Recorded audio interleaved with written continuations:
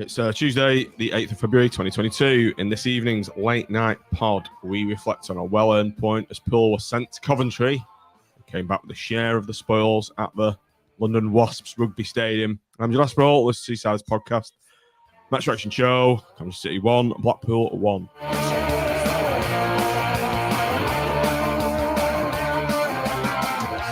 Ollie's already changed the world. Small town from the north of England with a great tradition.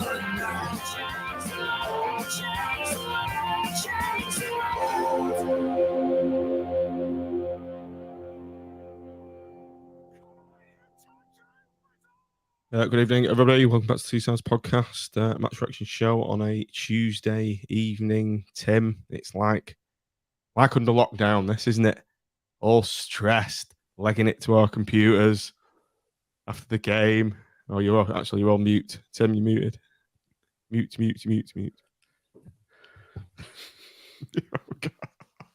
What I was saying was before I realised my technical faux pas was that I only had to stroll a mere 2 yards from my couch to my desk, so it wasn't too arduous. What I will say, but when we talk about arduous, great to see a few people who are clearly on the way back from the game in the chat tonight. I know Jonathan's gone, and it looks like Paul Leaper, old Tango Man's there. He's been as well. So every credit for those who've made the effort, because it's on a Tuesday, rainy Tuesday night. It's a long way to go, and they made loads of noise, so every credit. Yeah.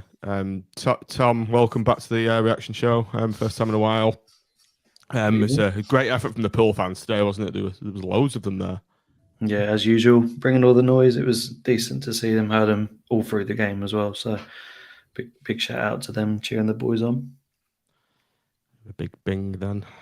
Nick, how you doing? Yeah, I'm not too bad. Happy with that point away from home. I think you'd always say, first and foremost, don't get beat, and they're a decent side, so can't be too disappointed with the point at their place. Yeah. So welcome everyone in the chat anyway. Welcome Steve, Hutchin, welcome Danielle. I think he works on a boat or something, Tim, doesn't he? I wonder if he's ever worked on Ashley's boat. He'd have to. He'd be stressed if he did dealing with Ashley on every day of the week when it comes to his bookings. But hey ho, right? Blackpool lined up against Coventry this evening, and this was the madness, Tom, that greeted everyone on the chat. I'll just bring it up. Dan Grimshaw, Dujon Sterling, Ekpatata Keogh, James, Dougal, Robson, Bowler, Dale, Yates, Medine. The first thing that struck me was no place for Jordan Thornley on the bench, which I thought was incredibly harsh, given he's been an almost standout player last two games. What was your thoughts on that lineup when you saw it? Yeah, Tinkerman strikes again, I suppose. I think we always expect him to make a few changes, but I was surprised to see the absentees of, as you say, Thornley and probably Connolly. They're probably two of the players that I thought would stay in the squad. I thought Hamilton might make way, but I mean, all in all, I wasn't unhappy with the team. It always expected a lot of games thick and fast. We got a massive game on Saturday, and I think Reece James has done reasonably well since he's come back. Gutted to see Gabriel out, but from what I understand, he's got a knock. And I've shouted for Robson to start a couple of times. Probably the last for a while, but we'll come on to that. To be fair, I think we've all been saying, "Oh yeah, get him back, get Robson back." I think it's a case of welcome to the Championship, but we'll come on to that in a minute. Yeah, Nick, I found it a bit strange that he was pulling up with a calf. Yeah, not a calf injury, but he's gone down with cramp. But he's been playing all season for MK, hasn't he? Which he's been in and out, but in and out. Yeah, he's not played as much as Thornley has, I don't think. But yeah, it's a step up, isn't it? The Championship, and you could see by the end of the game he was struggling a bit. In terms of the team, I can kind of understand it with Thornley a little bit, with Keogh and Marv being the main centre back partnership. I think Connolly's probably the one who can maybe feel a bit more aggrieved, because I thought, certainly at Fulham he had a decent game, and then he built on that against Bristol City, and was probably just thinking, right, I've got my chance now to get a bit of a run in the side, and and he gets benched. But as Tom said, there's quite a lot of games, isn't there, in February coming thick and fast. So I understand the reason why he's doing it. He's trying to keep people as fresh as possible, particularly with a very big game against Bournemouth on Saturday. Tim, in our WhatsApp chat group, you mentioned that Connolly's played his best game of the season, which I'm not his biggest fan, but I was not raving about him. I was extremely pleased with his performance, and he's got to be gutted to be benched, hasn't he? Listen, I've been probably one of his biggest critics because in the early games that he was playing, I felt that we looked like every time we played, we were going to lose a game when he played. But I've got to hold my hand up and say that I was wrong, and that not that I wasn't wrong at the time, but he's improved and he's clearly developed a bit of an understanding with Dougal. Personally, I'd have tried to replicate Fulham tonight, and I'd have had Thornley in with 2 wing backs, because you could have had James. We've got to assume that both CJ and Jordan are injured. I can't imagine that neither of them would even make the bench. And I think Tom's alluded to the fact that most certainly Jordan, I think, was seen to be carrying a knock towards the end of the game on Saturday. But I would have been very, very tempted to accommodate Thornley. That would have suited the 2 midfield players, and then allowed wing backs to push up a little bit. But I'm not the manager, so I looked to that team. I was quite surprised not to see Lavery start. I thought the reason he didn't get involved on Saturday at the time was because he was going to be unleashed tonight. I was quite surprised he never came on. But yeah, other than that, with the 2 injuries, I personally wouldn't have moved Connolly out of midfield. I think when you've got a player in form, he plays. And that goes for Thornley as well, to be honest. But hey, what do I know? Tom, just a quick chat with you about the formation. I think, Tom, what Tim's just said there kind of rings true for me. I expected him to go 5-3-2 for this, particularly with keeping Thornley in there. We were kind of overrun, weren't we, in midfield? And I thought, Robson, he's been thrown to the lions almost in this game with with 3 in midfield and just him and Dougal in there. Yeah, I think if you're going to play 4-4-2, which I probably expected more than Fulham, because I think maybe second-guessed himself after Fulham because he said he made a mistake initially. But I think with the team and the shape, potentially it would have been okay. But you're absolutely spot on. I think if you play Robson, if you start Robson in this sort of game where they're high pressing, they play like a 3-4-1-2, but they've got some absolute quality wingers and some fantastic central midfielders. So we were always going to be overrun, and Robson's not the sort of player that personally potentially works with Dougal in the Championship. And I'll base that off tonight, and we'll see how he develops. But we need someone like Connolly in there who's going to scrap and do the work. Whereas Robson kind of just floated through the game, and I think he didn't really know what hit him after a while, and he couldn't keep up with the pace. And he had some moments, but at the same time, we had no central midfield, and wasn't helped with the fact that Dougal had to do all the work, and he played, I think, poorly myself as well. So 2 centre midfielders having a poor game with no shape, it just set up tonight to be a bit lackluster. But at the same time, there were spells in the game where I think we controlled it. So one of those games, I think, and quite happy with how it resulted with the team we put out and the team we were playing. Nick, Tom has just taken the words out of my mouth regarding Kenny Dougal's performance this evening. Do you think it's the fact he's had Robson in there with him? He's been very below par performance for his high standards. Yeah, it's not often we say that about King Kenny, is it? And I think probably who was alongside him did have an impact. Like I say, he was building a bit of an understanding up with Connolly those last couple of games, and then we've chucked Robson in, who hasn't played at this level. So I dare say that was part of it. Everyone has an off day, don't they? Now and again, it's not often we can say it about him, but yeah, it just didn't really happen for him tonight. See, some of us picked up on this impending poor performance on the last pod where he wasn't included in the man of the match shortlist. So I'm just picking up on the point that Gemma's put in the chat that apparently both Jordan and CJ were rested. I don't quite understand this resting thing. No. Neither of them have played a lot of football, have they? Because Jordan's half the time been benched to accommodate Sterling. I think he's only been back for 3 games.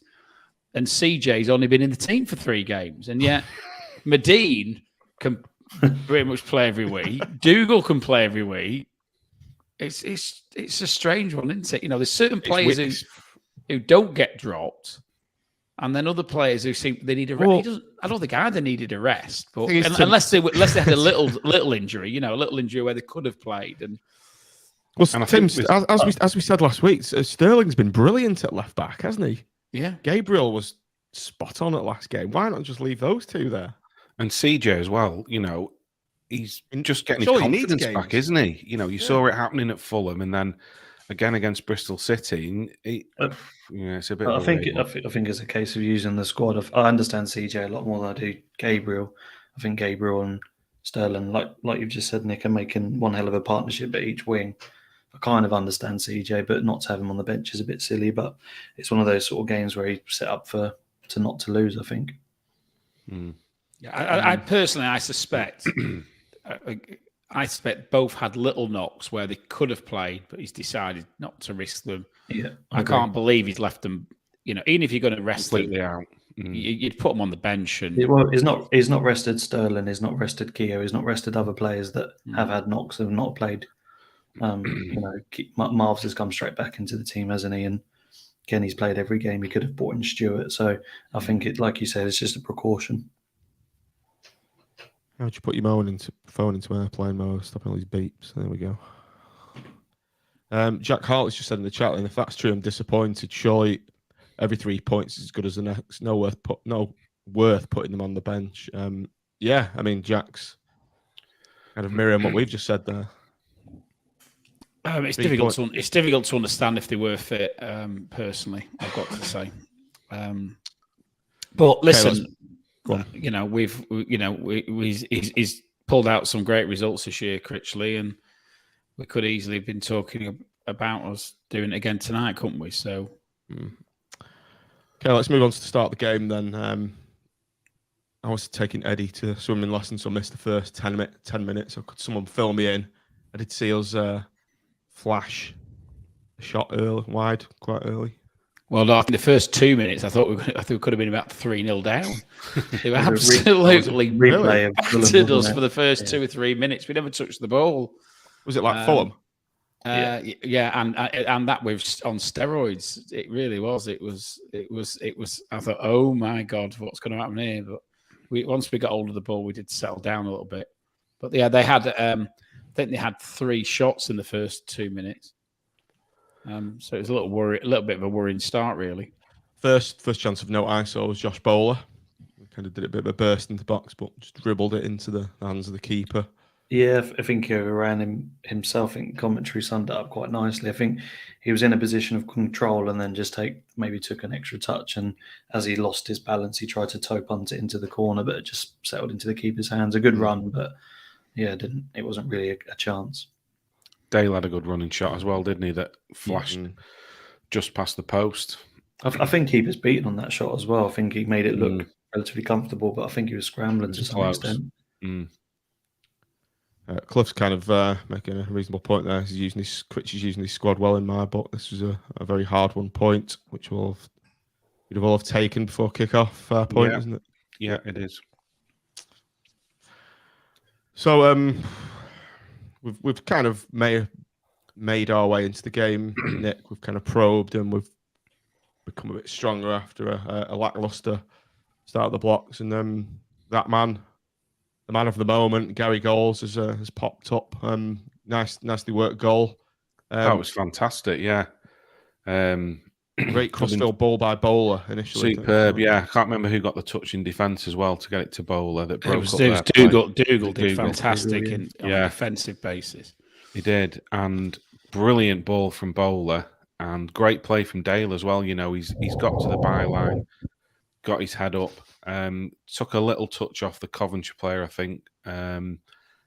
but it's rolled to Gary Medine, and he isn't going to miss from there. You know, he's slotted it home, and it was a brilliant counter-attacking goal. And I thought, you know, as the half was going on, we were feeling our way into it. It was quite an open game, I thought, for that kind of first 20 minutes or so. And our shape looked a bit all over the place at times. They were having a lot of joy down there, right or left. But it was an absolutely fantastic goal and very well taken. Yeah, the views on the goal. Just while I text Joe to see if he's still around. I just think it was a typical striker's goal, wasn't it? Really, I mean, I don't think there was any doubt when that ball ran across the box and you saw Medina running towards it that it was going to hit the back of the net. And you know, it's good to see him actually get a few goals, isn't it? Because he works hard, does Gary, but you know, he'd been a bit goal shy, despite Matt's eulogies to him. He probably hadn't scored enough goals, and he's having a little bit of a run, isn't he? Which is good to see. You know, I think it'll do his confidence good. I think we should throw credit to Owen Dale as well. Obviously, he showed some direct sort of dribbling as well, which is really nice to see. I think he was question marked, obviously, as a poor signing, but he showed what he can do tonight in that first half. I don't think it's been accredited with the assist everywhere I've looked, because I don't know if it's like it had a toe to it, but it's definitely an assist in my opinion. But yeah, 100%. Oh, massively so. I mean, I think the defender thought he was coming inside, didn't he? And then he basically completely did him by going right to the byline and like you say, getting a decent crossing. One thing I will say about the bowler tonight, he's looked up probably about 5-6 times more than he has done in previous matches as well over the last couple of weeks, should I say. And he could have done his usual and run out the defenders, but he looked his head up and showed his sort of passing prowess as well and played a decent ball. So another sort of addition to his game recently is, you know, looking up and giving the pass a lot more than we were frustrated with at the start of the season. So I think, Nick, we were probably lucky to be what we thought to be going in to a 1-0 lead at half time. Yeah. We've had a corner, a shocking corner from Dougal. He might as well have just gone up to the goalie, picked the ball up and gone, there you go, mate, there's the ball, and giving it him. Which shocking corner was this one? Well, yeah. Take your pick. Yeah, it was poor, wasn't it? And I think especially after, because I thought on Saturday against Bristol City, although we didn't always beat the first man, at least we were whipping them in with a bit of pace, with people taking them on the right side. And I thought, oh, we finally learnt our lesson. And then we go and do that. And as soon as their keeper caught it, I thought, oh, are we going to get caught? Quick distribution. He slipped as he did it, the keeper, didn't he? So I know it could he easily did as have well. gone anywhere, couldn't it? Yeah, it reminded me a bit of Maxwell, really, the way he used to, you know, quickly get the play going. And Sterling, unfortunately, you know, was slipped at the wrong moment, and their lads in and has slotted it home. And it's so disappointing, like I say, when you're thinking we've rode our luck a bit, you know, and they were probably marginally the better side, maybe. But you're thinking we're going in 1-0 at half time, and 5 seconds after we had a corner, it's in the back of our net. And these floaty corners that we just seem to persist with that never seem to amount to much. Yeah, frustrating. Has anyone ever seen a goal from a floaty corner? They're just dog shit. Yeah, it's not like if anyone gets a header on it, even as good as like Gary Medine is with these powerful headers. There's no pace on the ball. You've got to have a run on it, haven't you? Yeah, it was a waste. So yeah, a bit frustrating, really. But probably on the balance of play, they probably felt they deserved something. But as MB says, it's a bit naive, isn't it, that we've, you know, they've left their lad up front and we've gone one-on-one with him basically. And to be honest, I actually thought that Sterling should have just taken a step back. He knows he's last man.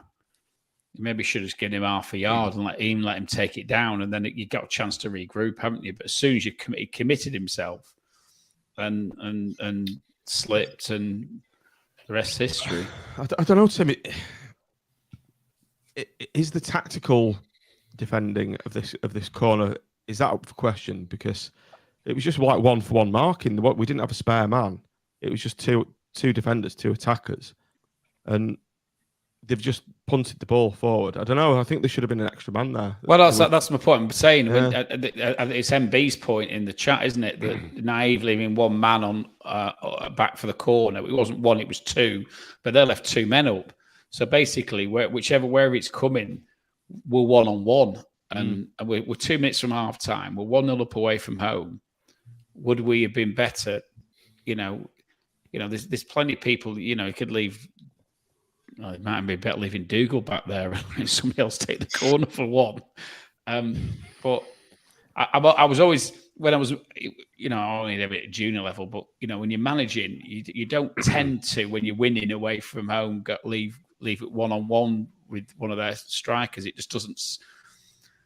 I was always quite defensively minded myself, but it just doesn't seem right to me. And particularly at that point in the game, it doesn't seem right. It's not like we're losing and we're trying to get back in the game. So, yeah, it was just it was a bit strange that we found ourselves in that situation where a slip leaves the man clear through on goal, which is, that really shouldn't be happening.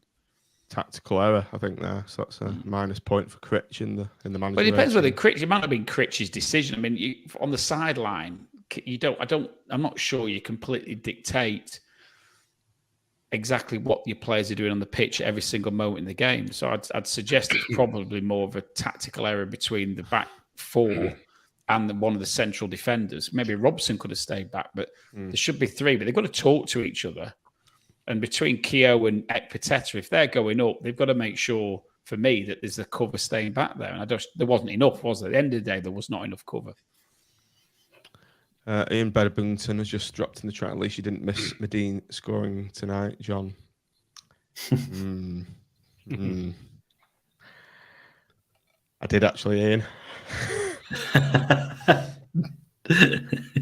It's not. It's going to be renamed. This, isn't it? It's not going to be a Smith anymore. No, it's not. It's an Aspinall.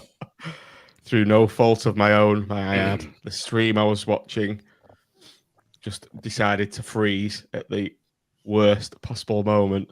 I just saw a ball played into the box, a bit of a pause, a stutter, and all of a sudden I've just seen Medine just wheeling away.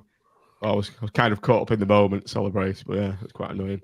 A bold shout from Tim Wrigley in the chat that if we had got Brannigan, Kenny wouldn't be playing. Tom, you're shaking your head in disgust at that. Well, yeah, just we're in for Brannigan to play alongside Kenny because they complement each other really well. Who's he going to play with is the question. We're playing Connolly. I think it's a bad call, that one, Tim, to be fair. We might share the same name, but King Kenny will be starting. People spell Brannigan right as well. It really is annoying. Well, that is a spelling of Brannigan, but it is an A. It's not the spelling of his Brannigan. I know it's not his Brannigan. But listen, we've still got people on AVFTT spelling Sadler with 2 Ds, which after 3 years of ownership, you think they'd get that right. Okay, I spelled that wrong to start with. No, we if we do eventually go back in for Brannigan and tails between our legs and all that, he was brought to play with Dougal because they would complement each other really well. You saw, if anyone saw what Brannigan did on the weekend in their comeback, took the ball forward from defence, almost playing sort of left wing and bangs it in from 25 yards. Exactly what we need. Or Dougal mops up. Yeah. Well, they've been beaten by Accrington tonight, haven't they? So let's hope they don't go up, and then we'll get him for the bargain price of like about 300,000. Really wind up our friends from Oxford, won't it? Yeah. It's hard to see in that name. Okay, Nick, on to the second half. It was a bit of a much of nothing, wasn't it? Yeah. James getting booked straight away. It didn't really set the tone, did it? Silly foul that as well, right in front of the linesman. There's a couple of bad fouls on Bowler as well, I thought, which got yellow cards. But the second half, it just never really got going, did it? And it was a bit flat, and I don't know, it's just a game too many or what. But we tied as the game went on, and obviously Keogh went off injured, didn't he? Which hopefully was he holding his calf? It was his calf by the look of it. I mean, he's walked off, so maybe he's just felt it tighten up a bit, and they're not going to risk it. For me, up until that happening, I was thinking, could we have got Lavery on? just somebody to I think we were all freshen it saying up the a same, bit. weren't we? I think we were all saying the same. Up front, I think, wasn't happening for Jerry really. And maybe Kevin Stewart on a bit sooner in the midfield, just someone to put the foot on the ball and calm things down a bit and maybe have a little bit of quality, because I think it was lacking from both sides. It kind of burst into life a little bit with about 15 minutes to go and went a bit end to end, but other than that, it was pretty flat really. But a point away from home, when you look at the 3 points on Saturday and the point away at Fulham, 5 points out of Fulham, Bristol City and Coventry, we'd all take that, wouldn't we? So well said, Nicholas. Can't be disappointed. Yeah, we certainly I would. genuinely believe on any other night as well. Like looking back at like the Luton games and stuff like that, I think maybe a few months ago, or even in the past, it would have been one of those games where it would have been 2-3-0 down. I think we still find a way to keep ourselves in games, and we're much more decisive up front now as well. Although we didn't create a lot tonight, I think against Bristol City and even against Fulham, we're starting to create those little bit of chances that and we get those goals in at important times. So I think obviously scoring first tonight was a real game changer, despite the performance. And as an addendum to my comments on Saturday, There's always one per game. it's another game where we've played a team who really wiped the floor with us, didn't they, in the home game, and it shows our transition from where we were at in August. I think it was August when we played them, and where we're at now. And I think we can take that away from the game. Coventry. There's a few teams at the beginning of that season: Cardiff, Coventry, and even Bristol. Even though we got the draw, Bristol City. Tim. City. Bristol. I know. Sorry. Don't do a Connor. Keep telling you, don't do a Connor. But I really think what we've shown is how we've developed as a team, and from a managerial and a playing perspective, that we are far more accomplished than we were in August, and that the contrast between the two performances against Coventry probably stands testament to that, along with the Bristol City one, and hopefully the Cardiff one when we go down there. Are we EVing it, Tim? Are we EVing? We could EV. I've got to come back the same day, so that's my only issue, because I've got a game in the morning. So electric vehicle, the uninitiated. Tim calls it EVing it. EVing it, and you get iced when somebody parks in a charging spot when they're in. Is that right?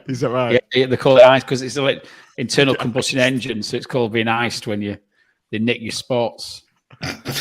we got iced at Watford Junction, didn't we? Or that service station on the way back. Yeah. So anyway, that's enough of that EV nerdy stuff.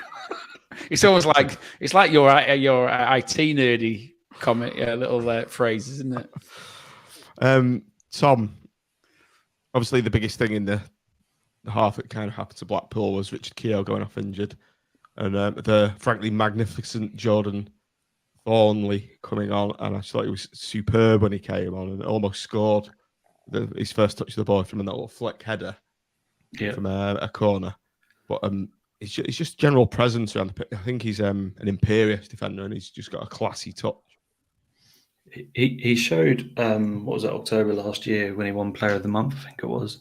There's that Charlton away game where he came in with like 10 minutes to go. I think he's got this calmness about him that he also doesn't look like he's going to make a mistake. And if he does, fair enough. But he made a couple of mistakes.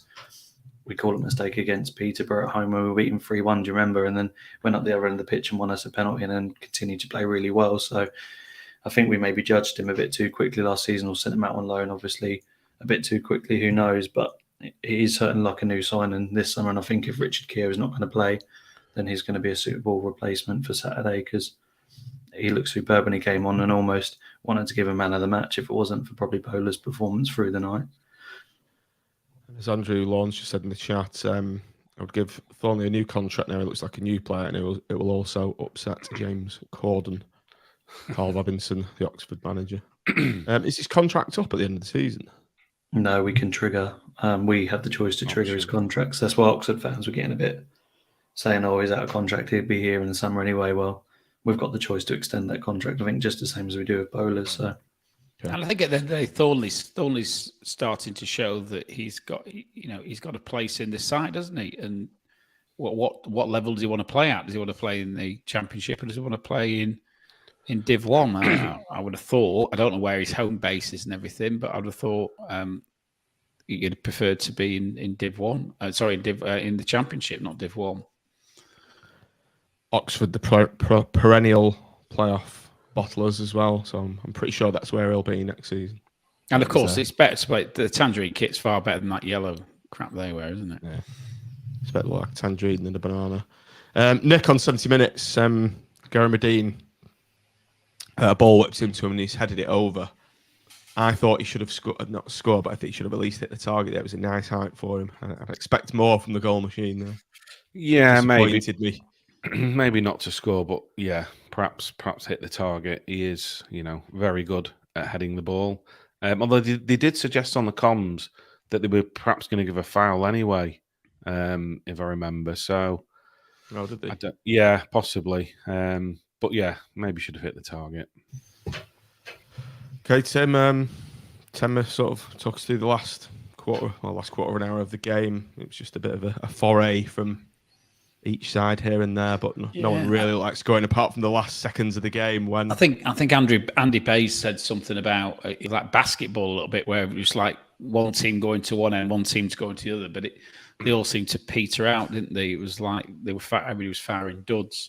Yeah, there's a little bit of a worry towards the end when I think Connolly ended up not knowing where the ball was, and which my heart went into my stomach. Sorry, into my stomach a little bit, and I was a bit worried then, but then he sort of realised where it was and booted it into touch and conceded the corner. I think he dealt with that well, actually, Tim, because we've all been there on the football pitch. We've all been, we have, where we don't know where the ball is. Where the hell's the ball gone?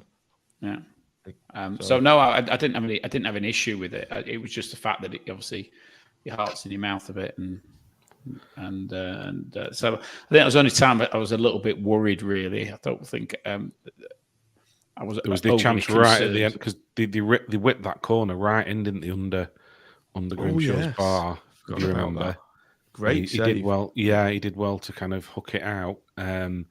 And then right at the end of the game, the guy had the chance where he was played through, but thankfully put it high and wide. It was a quality pass that I think it was a good move. Yeah. Who was on the comms with Bays, by the way? I know he must have had some. Paul Simpson. Oh, is it right? All I could hear was Paul, but I didn't know who it was. But he was decent. I think.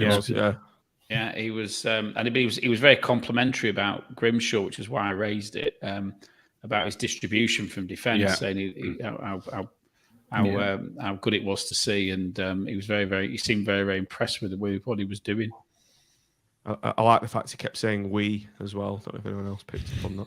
Yeah.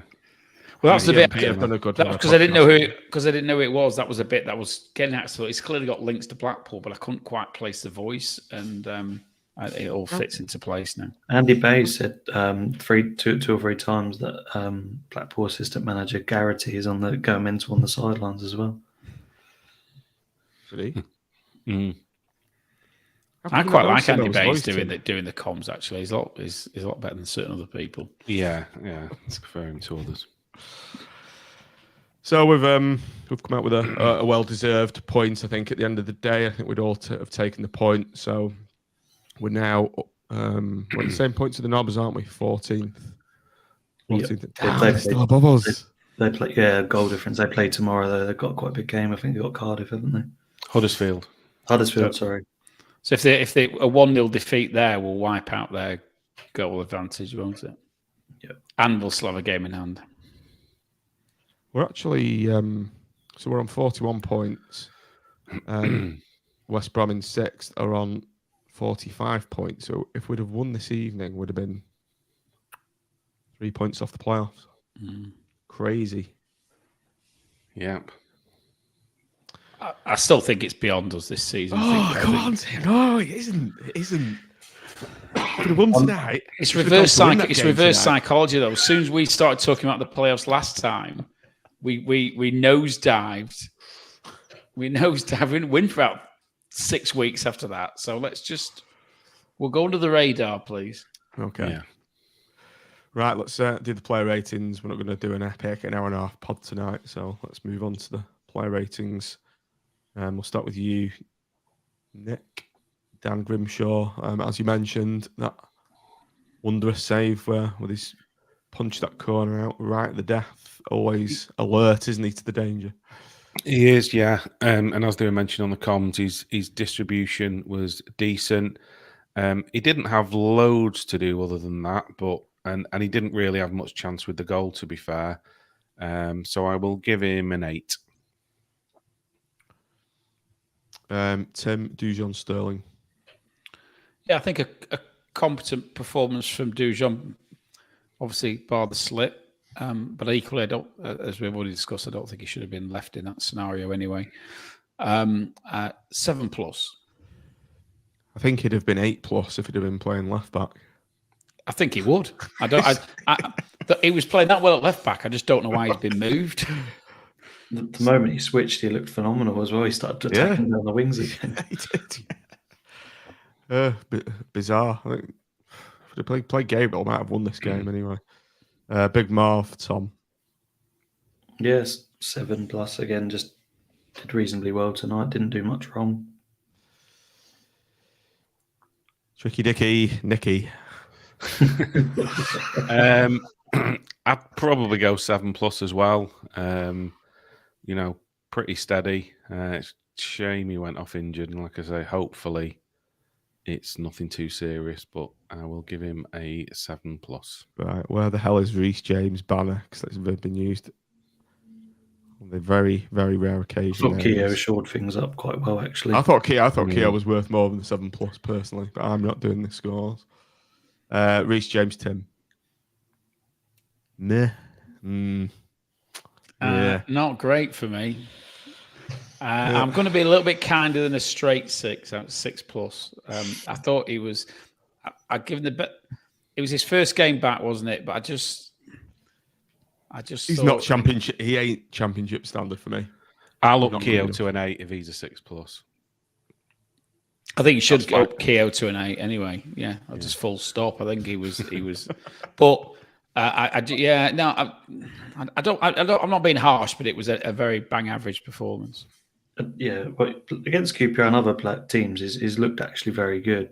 He's not played for a bit as well either, to be fair. No, listen, you've got to give them the score and the way they're playing on the day. Maybe. Yeah. Oh no, it's just John said not championship material. I think he's had some really good games for us. No, I agree. Yeah. I think in that QPR game, I thought he was superb.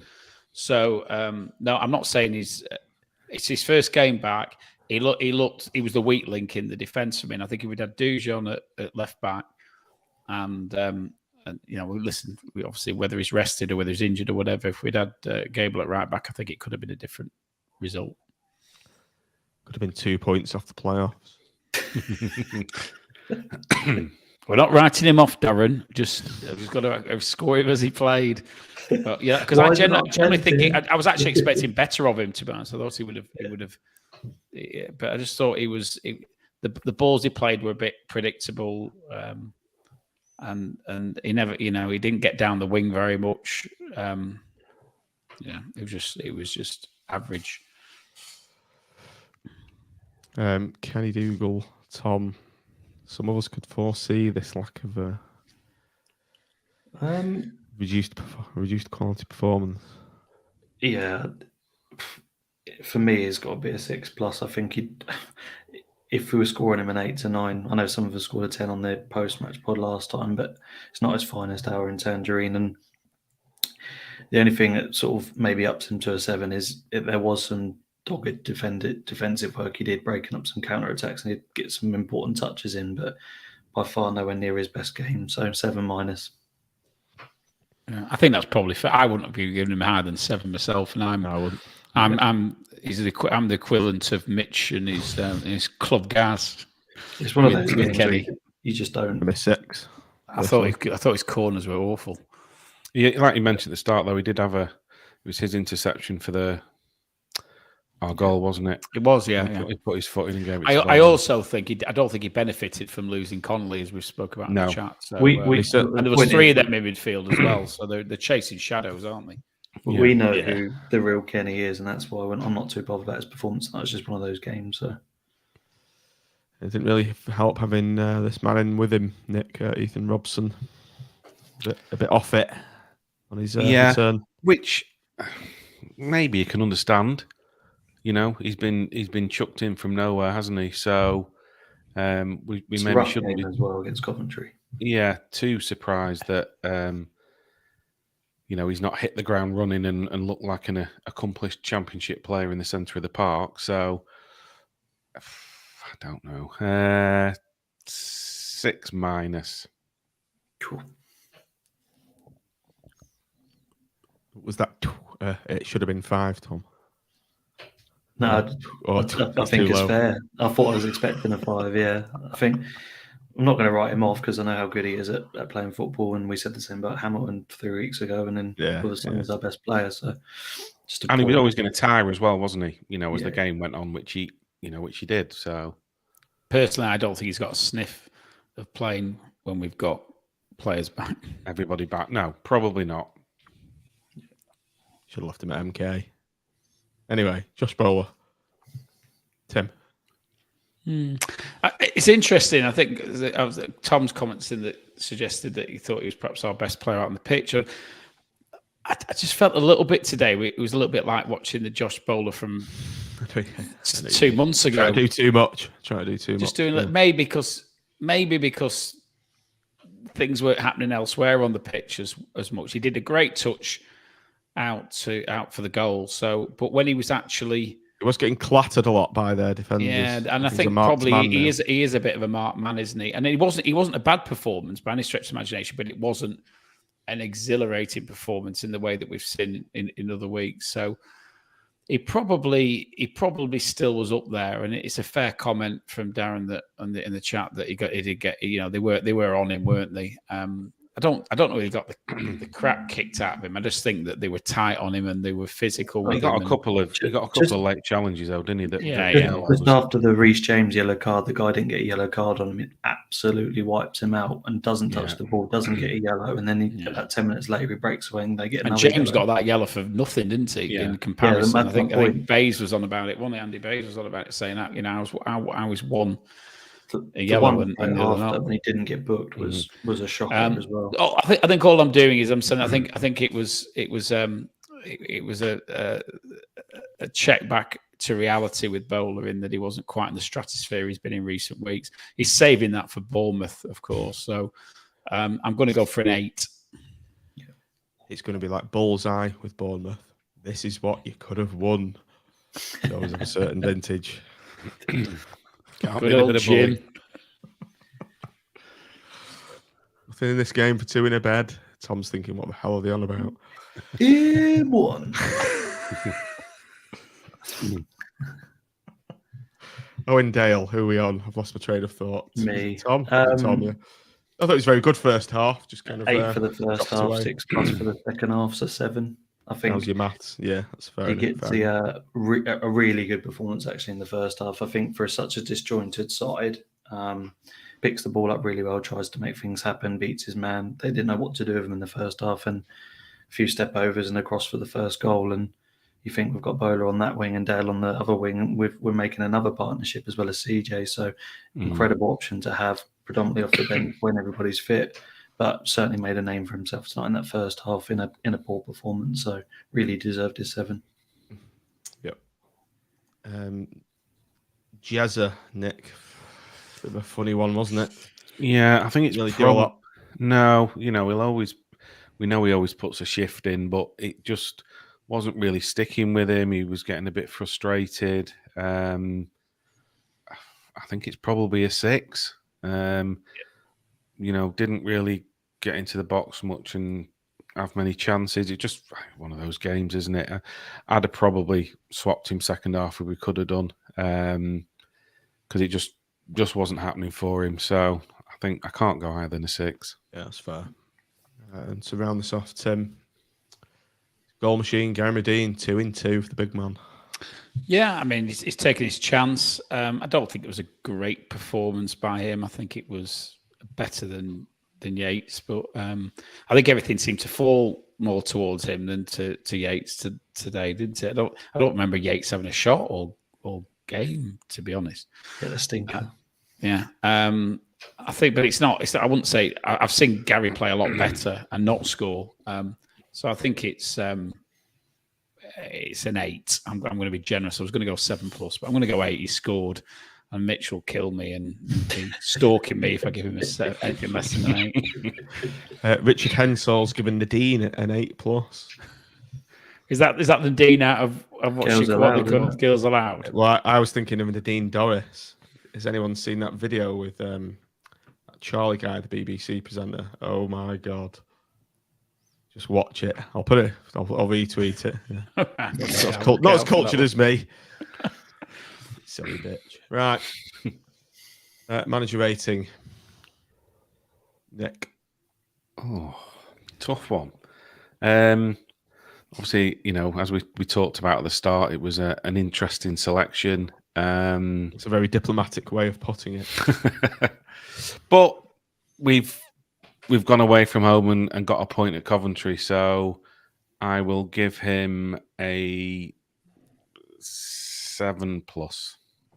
Tim. Yeah, I don't think we got the formation right tonight, personally. So I'm going to go 7. Yeah, Tom. straight 7. I think he, to his meticulously high standards, I think it was a very average performance, but we've got away with it, and we move on to Bournemouth, so 7. Yeah. We will move on to Bournemouth, and we will move on from the Seasanders podcast. We'll call it a night there, gents, unless anyone else has got anything else to add. Yeah. Well, I'll wave at you from hospitality on Saturday, by the way. Oh, you're loading it up there? I am. Kia's got a VIP. Are you Kia? Are you in there as well, Tim? Are you? I'm up there on Saturday. Yeah, so am I. Oh, So yeah. am I. So am I. I'm in a You box. wonder that? I'm in a box. so You you have to think come and say hello. I think you've got me, but you haven't. Right. So yeah, we're coming back to the on the preview show on Thursday. We've got a Bournemouth fan lined up, so hopefully see Tom and the lads there on Thursday. So thanks for joining us this evening. Or as we said, thanks for watching. Thanks, Nolan, and up the pool. Up the pool. Tradition.